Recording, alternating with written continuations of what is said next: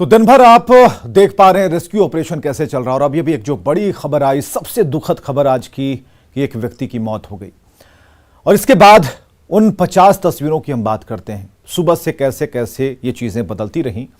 1:30 बजे, 2 बजे, 2:30 बजे, 4 बजे तक चीज़ें ऐसी लग रही थी कि सभी अपने हाथ में है और सभी लोगों को बचा लिया जाएगा।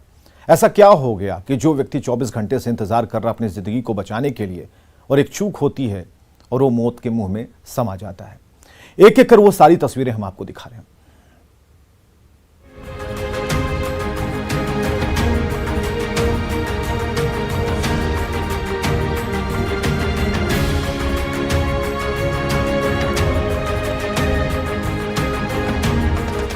देवघर में हुए रोपवे हादसे में रविवार शाम 48 यात्रियों की जान मुश्किल में फंस गई।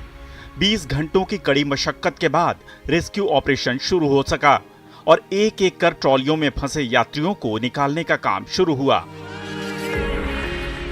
रस्सियों के सहारे केबिन में फंसे यात्रियों को निकाला गया। जैसे ही फंसे यात्री हवा से जमीन पर पहुंचते, रेस्क्यू टीम और वहां मौजूद लोग राहत की सांस लेते। रेस्क्यू टीम के लिए सबसे बड़ी मुश्किल केबिन तक पहुंचने की थी। इन्हीं केबिन में यात्री घंटों से फंसे थे, लेकिन तेज हवा और रोपवे की रस्सी के कारण हेलीकॉप्टर रेस्क्यू नहीं कर पा रहा था। तेज हवा बचाव टीम के जांबाजों को केबिन तक पहुंचने नहीं दे रही थी और जब हवा की रफ्तार थम रही थी तब रोपवे की रस्सियां मुश्किल बनकर रास्ते में खड़ी हो रही थी। इन रस्सियों के कारण बचाव टीम के जवान नीचे नहीं उतर पा रहे थे।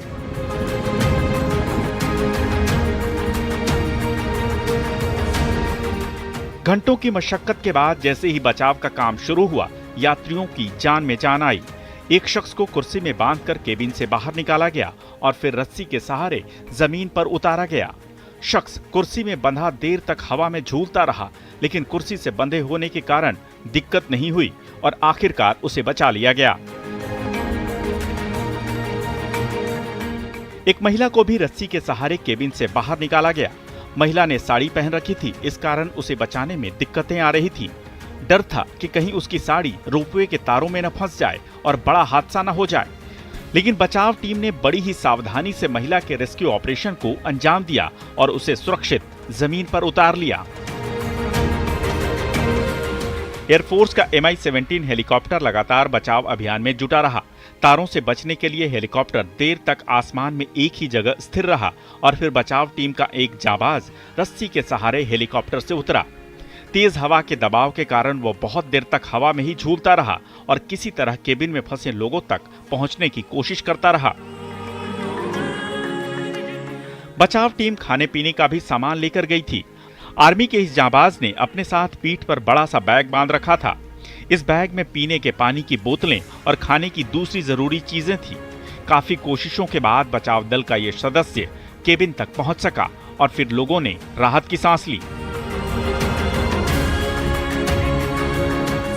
NDRF और आर्मी की टीम रस्सियों के सहारे हेलीकॉप्टर से पीने के पानी की बोतलें लोगों तक पहुंचाती रही। हेलीकॉप्टर से रस्सी लटकाई जाती, उसके बाद रस्सी में पहले पानी की बोतल को बांधा जाता और फिर हेलीकॉप्टर इसे लेकर केबिन में फंसे यात्रियों तक पहुंचने की कोशिश करता। हवा में झूलती हुई पानी की बोतलों को यात्री जैसे तैसे पकड़ते और अपनी प्यास बुझाते। NDRF की टीम और लोग मौके पर मौजूद थे। हालांकि बचाव दल लोगों को घटनास्थल से दूर रखने की कोशिश कर रहा था, लेकिन जिनके अपने फंसे थे वो मौके से हटने को तैयार नहीं थे और वहीं खड़े होकर राहत और बचाव का काम देख रहे थे। इस बीच NDRF की टीम एक बच्ची को बचाकर नीचे डाउन स्टेशन तक ले गई। बच्ची भी घंटों से फंसी थी, लेकिन राहत और बचाव टीम की मदद से उसका रेस्क्यू किया गया और NDRF के जवान उसे अपनी गोद में लेकर पहाड़ से नीचे उतरते नजर आए।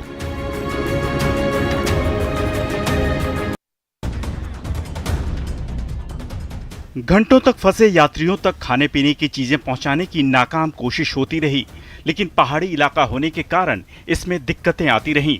हेलीकॉप्टर के जरिए जब राहत सामग्री नहीं पहुंच पाई, तब ड्रोन का सहारा लिया गया और फिर ड्रोन के जरिए राहत सामग्री पहुंचाने का काम शुरू किया गया। ड्रोन राहत सामग्री लेकर उड़ता और फिर केबिन में फंसे यात्रियों तक पहुंचाता।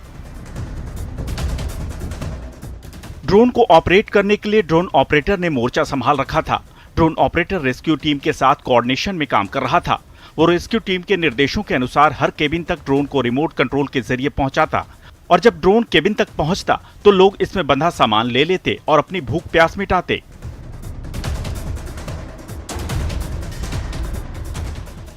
रेस्क्यू टीम ने एक बच्ची का भी रेस्क्यू किया। रेस्क्यू के बाद बच्ची को पानी पिलाया गया क्योंकि घंटों से उसने कुछ भी खाया पिया नहीं था।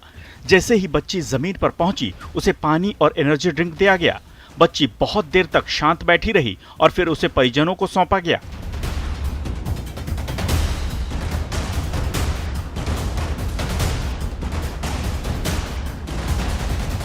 जैसे ही हादसे की तस्वीरें सामने आई और लोगों को पता चला, स्थानीय लोग मौके पर जुटने शुरू हो गए।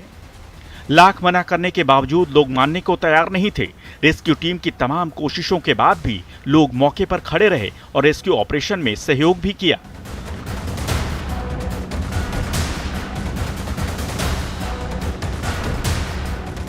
एक महिला को रस्सी के सहारे रेस्क्यू किया गया। महिला बहुत देर तक हवा में ही झूलती रही। हेलीकॉप्टर से पहले रस्सी लटकाई गई और फिर महिला को सेफ्टी हुक से बांधकर केबिन से नीचे उतारा गया।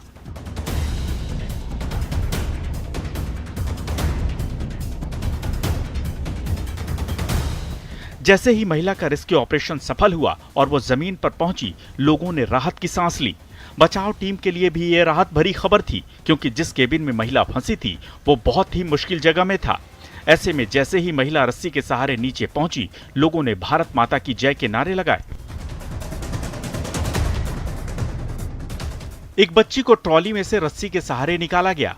आप देख सकते हैं कि बच्ची किस तरह हवा में झूल रही है, लेकिन बिना डरे उसने बचाव टीम का साथ दिया। उसे 2 रस्सियों के सहारे कमर से दोनों तरफ बांधा गया था और फिर सुरक्षित नीचे उतार लिया गया।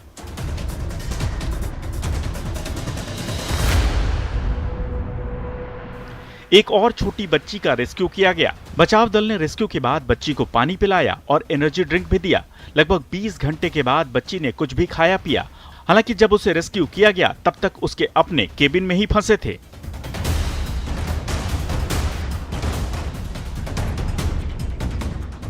बच्ची अपने परिवार के साथ घूमने आई थी और हादसे के कारण परिवार के साथ ही केबिन नंबर 5 में फंस गई। बचाव टीम ने सबसे पहले बच्ची का रेस्क्यू किया और फिर एक एक कर उसके परिजनों को सुरक्षित केबिन से नीचे उतारा। बचाव दल को सबसे ज्यादा मुश्किल केबिन तक पहुंचने में हो रही थी। एनडीआरएफ का एक जांबाज जवान हेलीकॉप्टर से रस्सी के सहारे रोपवे पर उतरा और फिर रोपवे की रस्सी को पकड़कर ट्रॉली में फंसे लोगों तक पहुंचने की कोशिश करता नजर आया। इस तस्वीर को देखकर लोगों की जान हलक में अटक गई क्योंकि जरा सी चूक से बड़ा हादसा हो सकता था।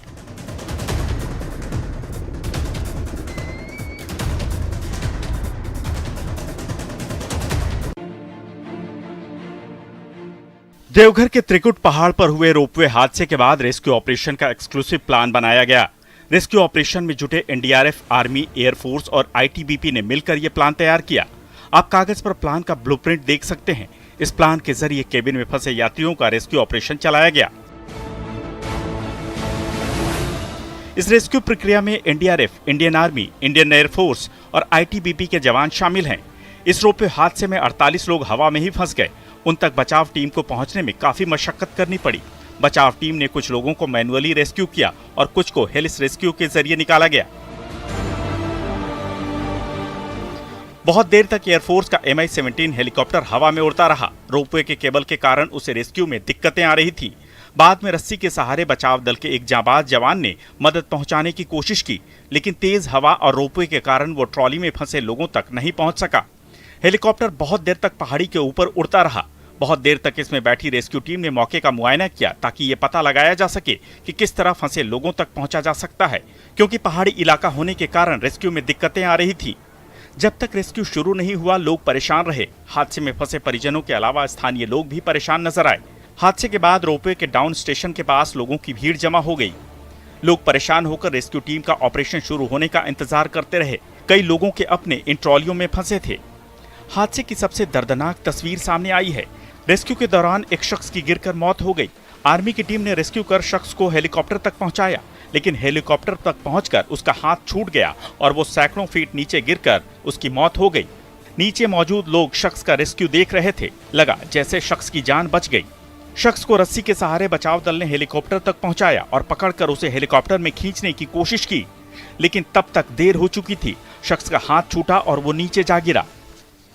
रेस्क्यू के बाद लोगों को सदर अस्पताल ले जाया गया, जहां डॉक्टरों ने उनका इलाज किया, क्योंकि ये लोग रविवार से फंसे थे और खाने पीने के बिना तड़प रहे थे। रेस्क्यू के दौरान कुछ लोगों को चोटें भी आई।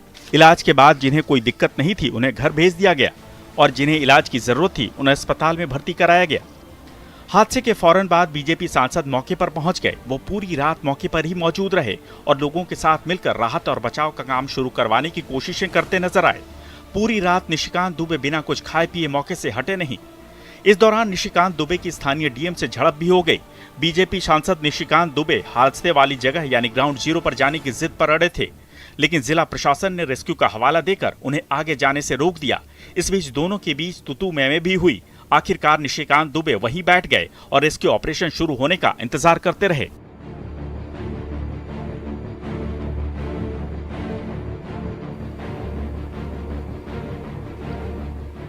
और यहां रुकेंगे एक छोटे से ब्रेक के लिए।